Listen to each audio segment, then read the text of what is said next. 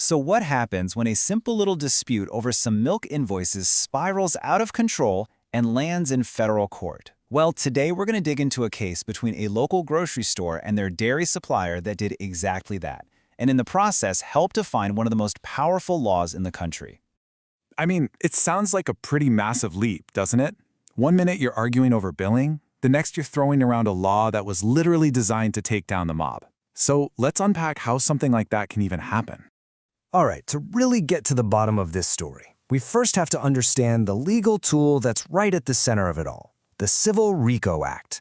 Now, you've probably heard of RICO in gangster movies, right? But what's wild is that its power isn't just for prosecutors. It can be used in civil cases too, giving everyday businesses a really big stick to swing in court. To put it simply, the Civil RICO Act is a federal law that gives private citizens a weapon to fight back against what they see as a pattern of criminal behavior. It's not just for the government. And here's the kicker. If you can prove you were harmed by this pattern, you can sue for triple the amount of your actual damages. A huge incentive, you can imagine. Okay, so to successfully make a RICO claim stick, you basically need a 3-ingredient recipe. First, you have to identify an enterprise. That's just a fancy word for a group working together. Second, you have to show they engaged in a pattern of racketeering activity, meaning, this wasn't just a one-time thing. And third, and this is absolutely crucial, you have to prove that this pattern was made up of specific underlying crimes. These are known as predicate acts. All right, so now that we have a feel for the law, let's meet the players in our legal drama. This is the story of a grocery store, a dairy supplier, and a lawsuit that would end up setting a major legal precedent for years to come.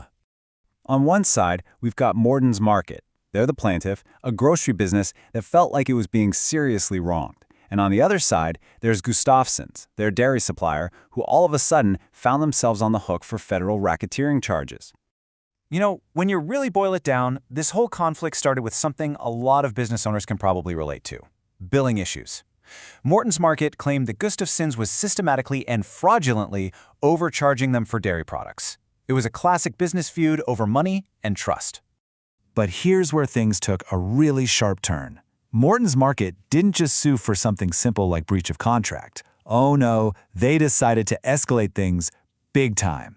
They filed a federal lawsuit claiming this alleged fraudulent billing wasn't just simple fraud. It was a pattern of racketeering activity that violated the RICO Act. Now, for Morton's Market to have any chance of winning, they had to prove that this overcharging scheme qualified as one of those predicate acts we talked about. Remember, those are the specific criminal ingredients in the RICO recipe. We're talking serious stuff, like bribery, extortion, or mail and wire fraud. If you can't prove one of those underlying federal crimes, your whole RICO case just falls apart. And this brings us right to the million-dollar question that the court had to answer.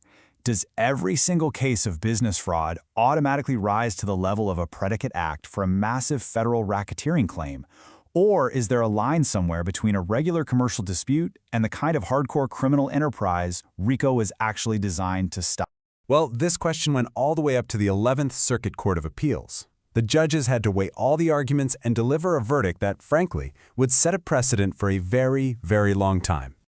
So the stage was set. The court's job was to draw a line in the sand.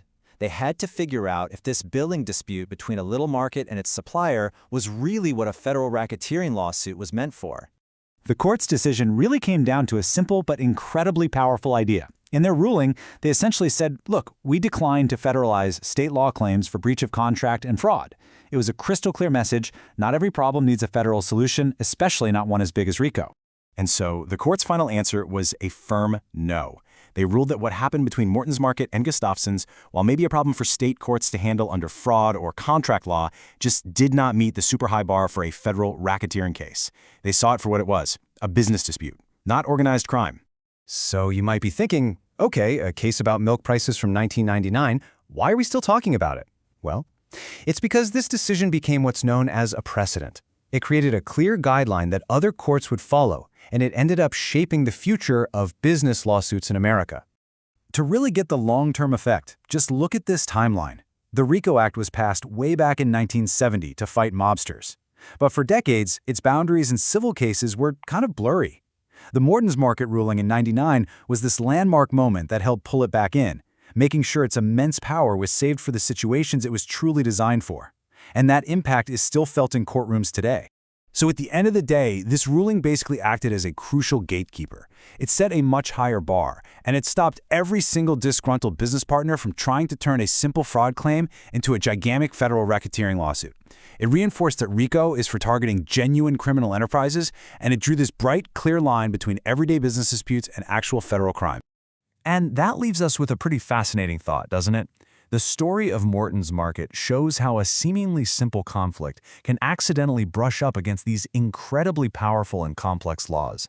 It really makes you wonder, what other everyday disputes, little disagreements, or business deals might be hiding a complex federal case just waiting for the right question to be asked? Something to think about. Thanks for tuning in.